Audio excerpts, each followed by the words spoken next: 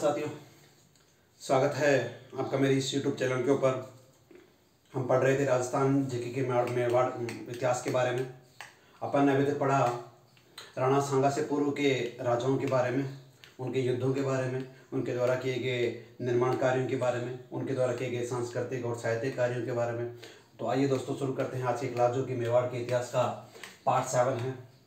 दोस्तों, इससे पहले जो 6 वीडियो अपलोडेड हैं, जब तक आप उनको नहीं समझोगे, नहीं 2-3 बार देखोगे, तब तक आपको आगे के वीडियो समझ में नहीं आएंगे। क्योंकि एक सीरीज़ है, एक क्रोनोलॉजिकल सीरीज़ है, जिसमें आपको जो है वंशानुक्रम के अकॉर्डिंग राजाओं के और उनके द्वारा किए गए कार्यों के बारे में, उनके द्वारा किए गए युद्धों के बारे में, उनके द्वारा किए गए निर्माण के बारे में, उनके द्वारा की गई निर्माणिक जो है साहित्यिक कृतियों के बारे में जानकारी मिलती है। तो दोस्तों, एक दूसरे से जब तक आप पूरे वीडियो को रिलेट नहीं करोगे तो आपको कहानी का जो सिनेरियो है वो समझ नहीं आएगा। इसलिए पिछले वीडियोस देखें और उनको जो है एक दूसरे वीडियो से रिलेट करके, पीछे की बातों को याद रख करके आगे की वीडियो से रिलेट करके आप देखोगे तो आपको अच्छा समझ में आएगा। तो आइए दोस्तों शुरू करते हैं। हमने मेवाड़ के इतिहास में राणा सांगा के बारे में पढ़ लिया था। तो राणा सांगा का एक पुत्र था जिसका नाम था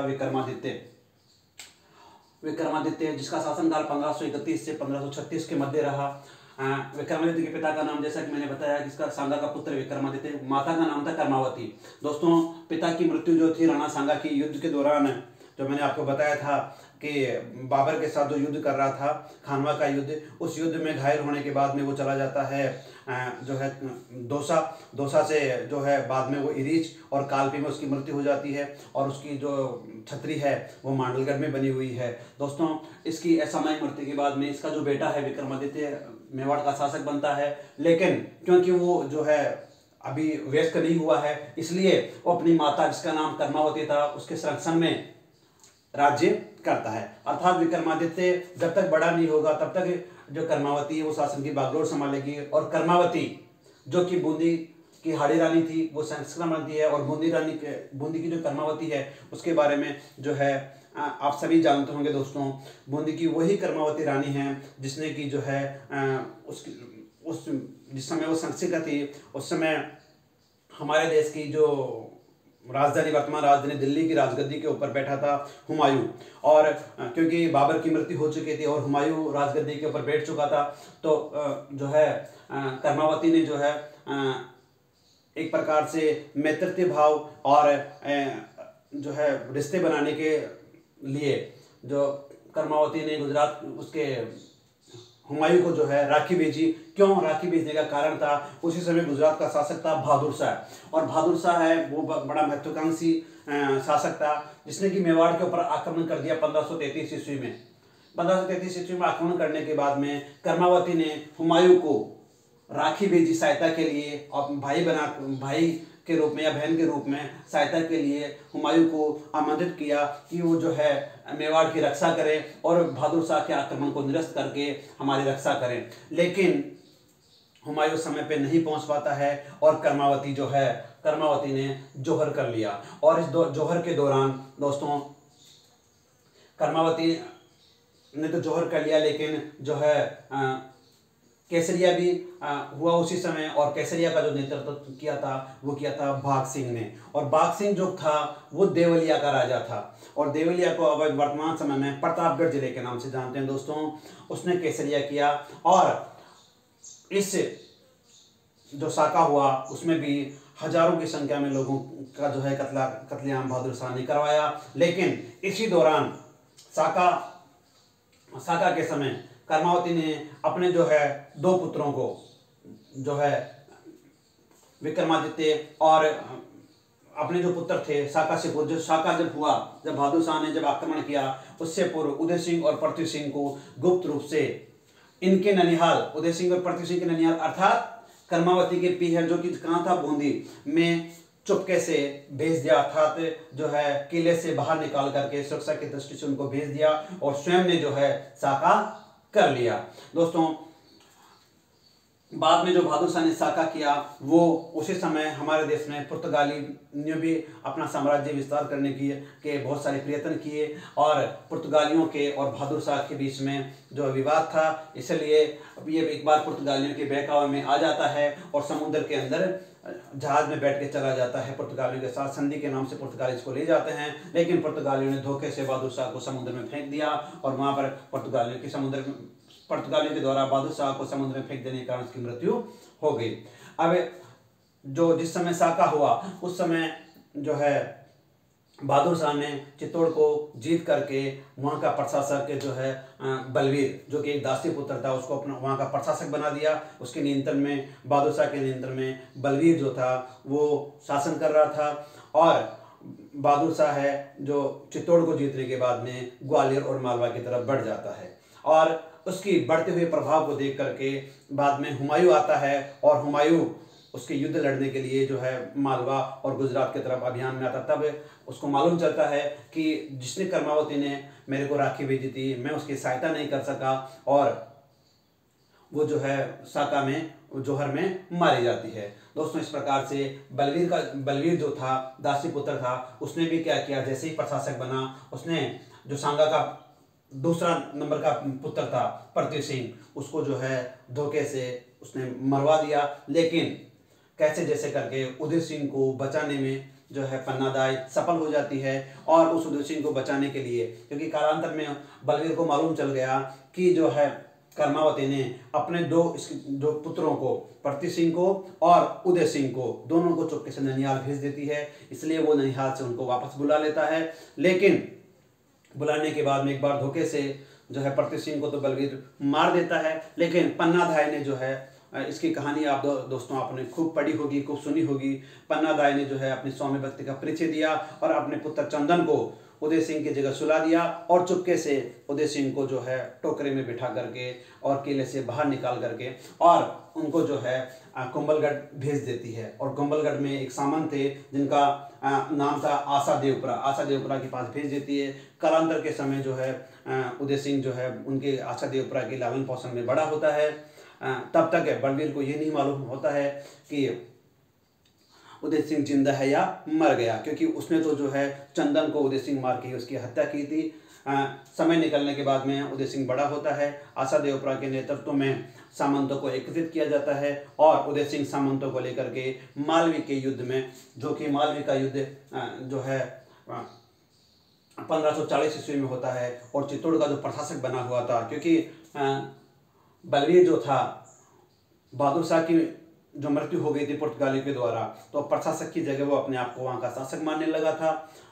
तो 1540 में मालवी के युद्ध में उदय सिंह ने सामंतों की सहायता से बलवीर को हरा दिया और पुनः राजगद्दी के ऊपर बैठा और पुनः चित्तौड़ का शासक बना। और उदय सिंह का शासनकाल जो था 1537 से लेकर के 1572 तक रहा। दोस्तों, इसी दौरान उसने जो 1569 ईस्वी में 1569 को उदयपुर की स्थापना की। दोस्तों, ये याद रखने वाली डेट है, बहुत इंपॉर्टेंट है। उदय सिंह ने उदयपुर में जो है उदय सागर झील का निर्माण करवाया। इसके शासनकाल के समय ही जो है अकबर ने दूर आक्रमण किया। तो दोस्तों, याद रखने वाली बात यह है कि चित्तौड़ में 1303 ईस्वी में भी साका हुआ। उसके बाद में 1303 वाला जो साका हुआ रानी पद्मावती के समय साका हुआ। दूसरा जो साका हुआ दोस्तों वो जो हुआ 1533 ईस्वी में।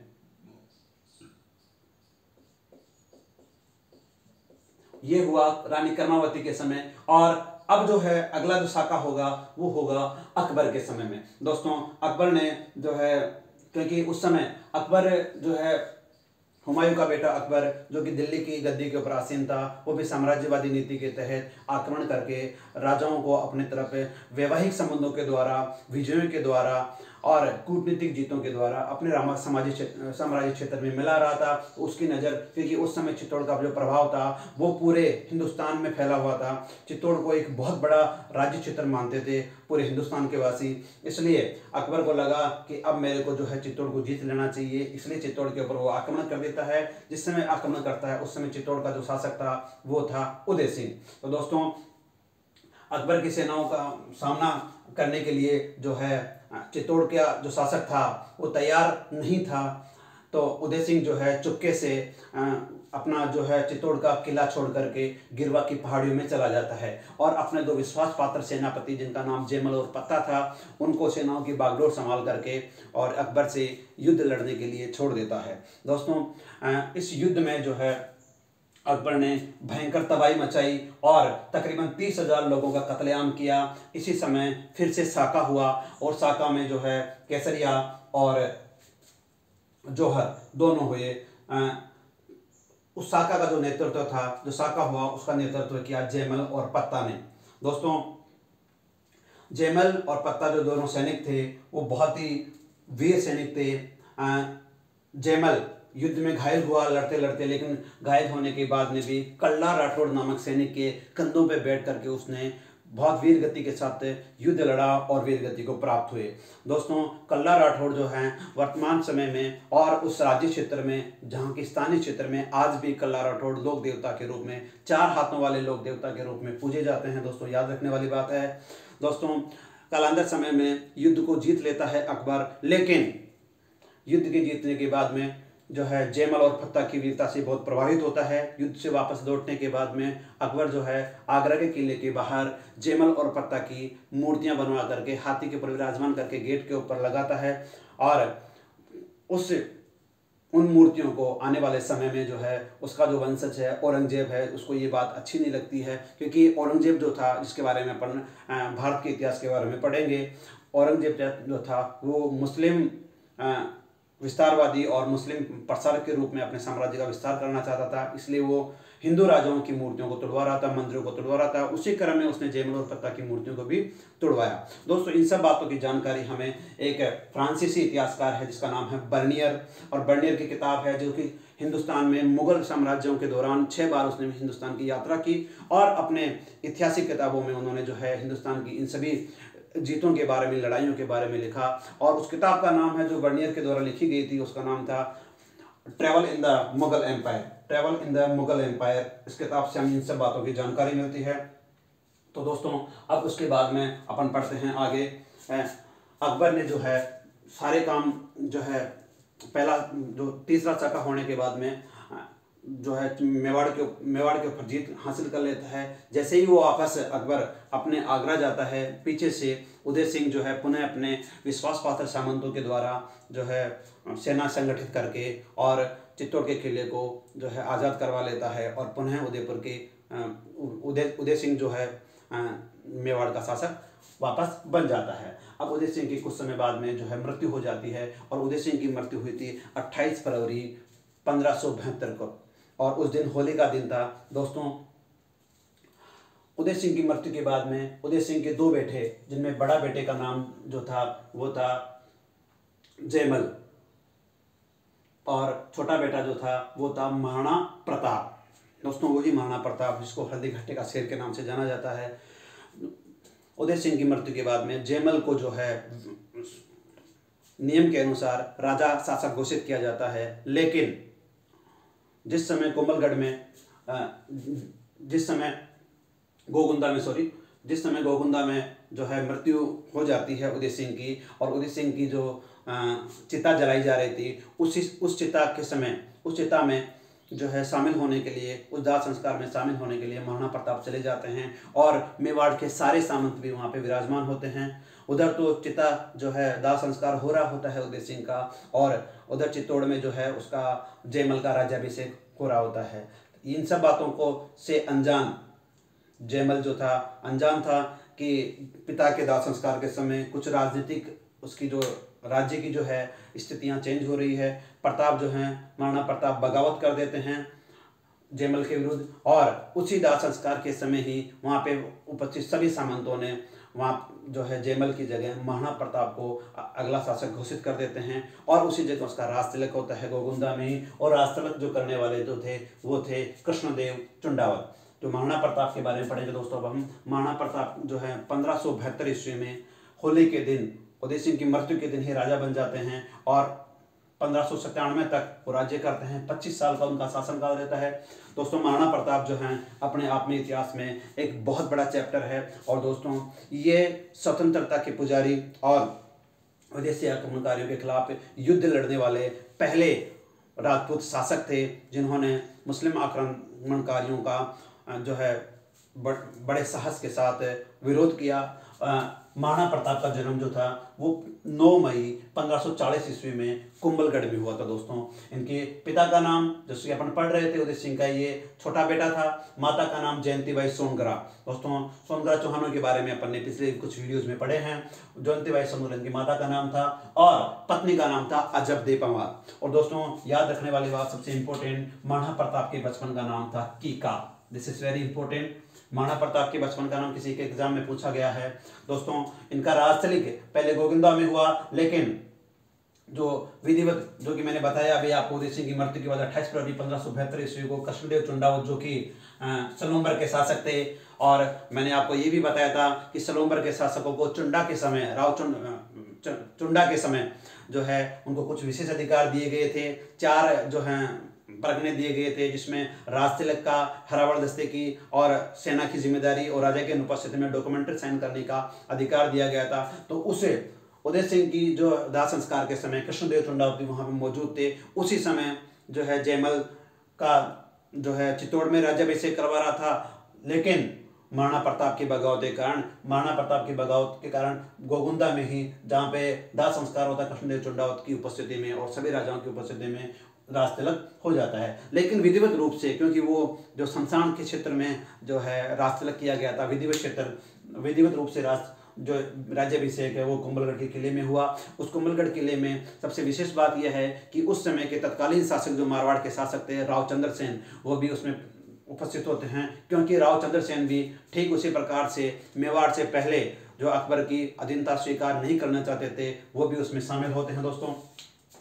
और अकबर ने जो है इस प्रकार जो है अकबर जो राजा बन जाता है, शासक बन जाता है। और उस समय जो उससे पहले, क्योंकि अकबर ने अधीनता जो है उदय सिंह को भी नहीं स्वीकार करवा पाया था, क्योंकि उदय सिंह चला गया था, शाखा हुआ, लेकिन उसकी अधीनता स्वीकार नहीं किया था। तो अकबर पुनः जो है मेवाड़ का शासक महाराणा प्रताप के बनने के बाद में कुछ जो है उनके विश्वास पात्र लोगों को दल के रूप में अधीनता स्वीकार करने के लिए जो है दल भेजता है। और उन दलों में सबसे पहला जो व्यक्ति आया था अकबर की अधीनता महाराणा प्रताप को स्वीकार करवाने के लिए, उनमें जो था जलाल खां कोरची, जो इसका एक विश्वास पात्र सेनापति था अकबर का, वो 1572 में महाराणा प्रताप के पास आता है और बोलता है कि आप जो है बिना युद्ध किए अकबर की अधीनता स्वीकार कर लीजिए। लेकिन जो है अकबर इसको मना कर देता है कि मैं स्वतंत्र था और स्वतंत्र रहूंगा। उसके बाद में अगले ही साल मान सिंह, जो कि जयपुर आमेर के राजा भगवंत दास के पुत्र थे, वो जो है अकबर के सेनापति भी थे, क्योंकि उन्होंने जो है जयपुर के जो आमेर के जो राजा थे, उन्होंने अकबर की अधीनता पहले ही स्वीकार कर ली थी और जो है उनके दरबार में जाकर के उच्च सम्मान उन्होंने पा लिया था। तो अकबर ने जो है मान सिंह को 1573 ईस्वी में महाराणा प्रताप को समझाने के लिए भेजा, लेकिन फिर भी महाराणा प्रताप अधीनता स्वीकार नहीं करते हैं। और उसी साल जब पुत्र के द्वारा महाराणा प्रताप नहीं समझते हैं, तो अकबर के द्वारा मान सिंह के पिता भगवंत दास को, जो कि आमेर के शासक थे, उनको भी 1573 ईस्वी में महाराणा प्रताप को समझाने के लिए भेजता है। और अंतिम प्रयास के समय टोडरमल, जो कि अकबर के 9 रत्नों में से एक था, जिसने कि भूमि बंदोबस्त की प्रणाली टोडरमल जो है लागू की थी, वो 1573 ईस्वी में फाइनली महाराणा प्रताप को समझाने के लिए आता है। लेकिन फिर भी 4 बार भेजने के बाद भी महाराणा प्रताप जो है अधीनता स्वीकार नहीं करते हैं। और अंत में जो है अकबर जो है युद्ध के लिए तैयार हो जाता है, महाराणा प्रताप को ललकारता है और हल्दी घाटी का युद्ध जो है इसका परिणाम होता है, जो कि 18 जून 1576 ईस्वी में जून की गर्मी में जो है हल्दी घाटी का युद्ध लड़ा जाता है। और हल्दी घाटी का जो युद्ध था दोस्तों, वो अकबर और महाराणा प्रताप की सेनाओं के मध्य लड़ा गया था। और उन सेनाओं में, उस युद्ध में, जो हल्दी घाटी का जो युद्ध था, उस युद्ध में महाराणा प्रताप की सेनाओं का जो नेतृत्व कर रहे थे वो थे कृष्णदास चुंडावत। दोस्तों ये वही कृष्णदास चुंडावत है जिन्होंने कि राजतिलक किया था, और मैंने बताया था कि हरावल दस्ते का और सेना का नेतृत्व करने का अधिकार उनको दिया गया था। और राम साहब तोमर, जो कि ग्वालियर के शासक थे, वो भी अकबर के खिलाफ महाराणा प्रताप की तरफ से लड़ रहे थे। और हाकिम खां सूर जो कि एक मुस्लिम जो है अफगान मुस्लिम था, वो भी महाराणा प्रताप का सैनिक था। और पुंजा भील, क्योंकि दोस्तों पिछले वीडियो में मैंने आपको बताया कि मेवाड़ का क्षेत्र आदिवासी का जो क्षेत्र था, और उसमें पुंजा भील नाम का एक सेनापति जो महाराणा प्रताप का एक सेनापति था, जो कि अकबर के खिलाफ हल्दी घाटी के युद्ध में लड़ रहा था। और अकबर की तरफ से जो सेनापति थे वो थे मान सिंह और आसफ खां। दोस्तों 18 जून 1576 ईस्वी को हल्दी घाटी नामक स्थान के ऊपर भयंकर युद्ध हुआ। उस युद्ध में जो तलवार और बर्छियों के द्वारा ये युद्ध लड़ा गया दोस्तों, इस युद्ध के दौरान जो था एक बार तो ऐसी स्थिति आई कि जो है महाराणा प्रताप की जो सेनाएं हैं वो जीत रही थी और लगभग ये युद्ध जीत ही लिया था। लेकिन इसी दौरान अकबर की सेनाओं में एक सैनिक था जिसका नाम था मेहतर खां। क्योंकि वास्तविक रूप से अकबर इस युद्ध के लड़ने के लिए नहीं आया था, अकबर ने अपनी सेनाएं भेजी थी।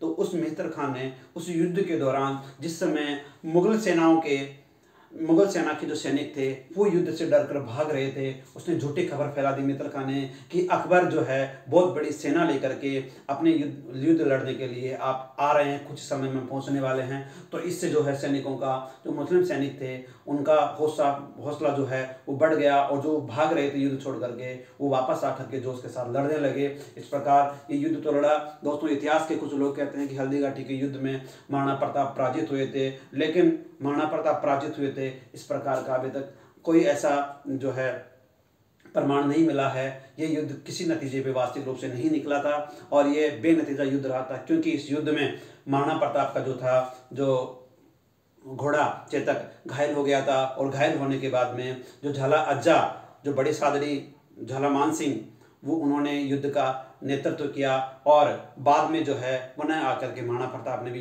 युद्ध किया। और दोस्तों इस युद्ध के दौरान जो है बहुत लंबे समय तक युद्ध चला, और इतनी भयंकर जो है मुस्लिम जो शासक थे अकबर, उनके सेनाओं को बहुत भयंकर तरीके से जो है आर्थिक नुकसान और जो है शारीरिक क्षति पहुंची, कि इस बात का अंदाजा इसी से लगाया जा सकता है कि अकबर की सेनाओं को चित्तौड़ की हल्दी घाटी से जो अजमेर में जो आने में 2 महीने का समय उनकी सेनाओं को लग गया था दोस्तों। और उनके सैनिक इतनी भयंकर रूप से घायल हो गए थे कि एक दिन में वो 4-5 किलोमीटर से ज़्यादा नहीं चल पा रहे थे। तो दोस्तों आप अंदाज़ा लगा सकते हो कितना भयंकर युद्ध हुआ होगा, और उसका कोई परिणाम नहीं निकला था वास्तविक रूप से। दोस्तों जो अकबर का जो घोड़ा था जिसका नाम महाराणा प्रताप का जो घोड़ा था चेतक, वो इस युद्ध में घायल हो जाता है। और याद रखने वाली बात यह है कि चेतक को जो घायल हो जाता है, उस जो चेतक की जो छतरी है वो बलीचा में बनी हुई है, और जो बलीचा जो जगह है वो है राजसमंद में। दोस्तों याद रखने वाली बात है, चेतक की छतरी क्वेश्चन कई बार पूछा गया है कि चेतक की छतरी कहाँ है, बलीचा में है, और बलीचा कहाँ है दोस्तों, और राजसमंद में है। दोस्तों इस प्रकार से अकबर इस युद्ध में जो है अधीनता स्वीकार नहीं करता है, प्रताप जो है इस युद्ध में अधीनता स्वीकार नहीं करता है, लेकिन प्रताप की जो सेनाएं हैं वो छिन्न भिन्न हो जाती है, आर्थिक रूप से वो कमज़ोर हो जाता है। अकबर जो है प्रताप के कई किलों के ऊपर अधिकार कर लेता है। इस प्रकार से ये जो युद्ध रहा वो बेनतीजा तो रहा, लेकिन प्रताप की जो थी शक्ति जरूर कमज़ोर हुई, लेकिन उसके हौसले कमज़ोर नहीं हुए। आपने प्रताप के बारे में गाने भी कई जो हैं गाने हैं उसमें सुना होगा कि जो है हल्दी घाटी का जो शेर है वो वन वन भटकता रहा, और उसने घास की रोटियां खाई, लेकिन फिर भी जो है उसने मुगलों की अधीनता स्वीकार नहीं की, क्योंकि महाराणा प्रताप जो थे एक स्वतंत्रता के पुजारी थे। दोस्तों इस घटना का बहुत से इतिहासकारों ने अपनी किताबों में जो है वर्णन किया है। उनमें से कुछ प्रमुख है अबुल फजल ने इस हल्दी घाटी के युद्ध को नाम दिया है दोस्तों खमनोर का युद्ध। दोस्तों याद रखने वाली बात है, इतिहासकार अब्दुल फजल के अनुसार हल्दी घाटी का युद्ध जो है खमनोर के युद्ध के नाम से जाना जाता है। और दूसरा इतिहासकार है बदायूनी। दोस्तों बदायूनी जो था, ये बहुत ही इंपॉर्टेंट बात है याद रखने वाली कि बदायूनी जो था इस युद्ध में अकबर की सेनाओं की तरफ से लड़ भी रहा था, और बाद वाले समय में इसने जो है इस युद्ध का वर्णन जो है अपनी किताब में किया है, और उसने जो हल्दी घाटी के युद्ध को गोगुंदा के युद्ध के नाम से जो है लिखा है। और दोस्तों अगला इतिहासकार है जेम्स टोड। इसके बारे में मैंने आपको बताया कि ये अंग्रेज इतिहासकार हैं जो कि आधुनिक राजस्थान के इतिहास का संकलन करने वाले आधुनिक राजस्थान के पितामह जिसको अपन कह सकते हैं जेम्स टोड, उन्होंने इस युद्ध को मेवाड़ के थरमों पर लिखा है। और एक आधुनिक इतिहासकार हैं अपने भारत के, जिनका नाम है आदर्श लाल श्रीवास्तव। आदर्श लाल श्रीवास्तव ने इस युद्ध को बादशाह बाग का युद्ध के नाम से पुकारा है, बादशाह बाग के युद्ध के नाम से इनको संबोधित किया है। दोस्तों, इस प्रकार से ये युद्ध जो है, इस युद्ध की जानकारी हमारे को इन किताबों से मिलती है और इन लेखकों के द्वारा मिलती है, और इस युद्ध को इन नामों से पुकारा गया है। दोस्तों, इस युद्ध में जो है कुछ विशेष अलंकरण दिए गए थे। दोस्तों, इस युद्ध में जो मुगल सेना थी, मुगल सेना के जो हाथी थे, उन हाथियों का नाम था दोस्तों मर्दाना। मर्दाना जो हाथी था वो था राजा मानसिंह का हाथी, और एक दूसरा हाथी था जिसका नाम था गजमुक्ता। और दोस्तों, मेवाड़ जो सेना थी, उस सेना में जो हाथी था, उस मेवाड़ सेना का जो हाथी था, महाराणा प्रताप का जो हाथी था, उसका नाम था राम प्रसाद। उसका जो नाम था वो था राम प्रसाद। और राम प्रसाद को दोस्तों अकबर इस युद्ध में हरा तो नहीं पाता है महाराणा प्रताप को, लेकिन उसकी कुछ जो है आर्थिक रूप से कुछ लूटपाट करके ले जाता है। उसी क्रम में जो है महाराणा प्रताप का हाथी, जिसका नाम राम प्रसाद था, उसको भी अपने साथ ले जाता है और उसका नाम बदल करके, राम प्रसाद का नाम बदल करके वीर प्रसाद कर देता है। दोस्तों, ऐसा पढ़ने को मिलता है कि, और ऐसा जानने को मिलता है कि महाराणा प्रताप का जो घोड़ा चेतक जिस प्रकार अपने स्वामी के प्रति स्वामी भक्त लॉयल था, उसी प्रकार उनका हाथी भी उतना ही लॉयल था।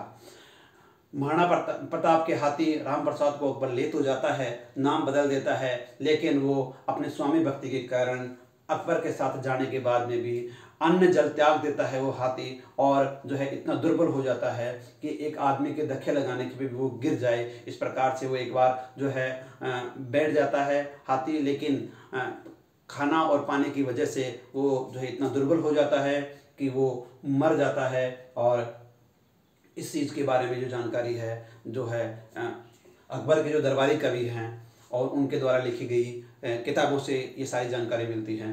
तो दोस्तों, आज हमने पढ़ा महाराणा प्रताप के बारे में। आज हमने पढ़ा जो है गुजरात के शासक बहादुर शाह के द्वारा किए गए आक्रमण के दौरान हुए साका के बारे में, अकबर के दौरान किए गए आक्रमण के दौरान हुए मेवाड़ के दूसरे शाखा के बारे में और तीसरे शाखा के बारे में हमने आज की जानकारी प्राप्त की। दोस्तों, हमने महाराणा प्रताप के बारे में पढ़ा। अब महाराणा प्रताप की हल्दी घाटी का युद्ध जो है बेनतीजा रहता है। महाराणा प्रताप जो है जंगलों में दर दर भटकते हैं, और जैसे जैसे समय बीतता जाता है वैसे वैसे महाराणा प्रताप अकबर के द्वारा ऑक्यूपाई किए गए सभी किलों को लगभग वापस पुनः अधिकार में ले लेता है अकबर के द्वारा। और महाराणा प्रताप के द्वारा इस युद्ध का कोई नतीजा नहीं निकलने के बाद में दूसरा युद्ध और होता है, जिसके बारे में अपन आने वाले वीडियो में और अधिक जानकारी प्राप्त करेंगे और महाराणा प्रताप के द्वारा किए गए अन्य कार्यों के बारे में भी अपन जानेंगे। तो दोस्तों, आपको ये वीडियो कैसा लगा, लाइक कीजिए, कमेंट्स कीजिए और शेयर कीजिए।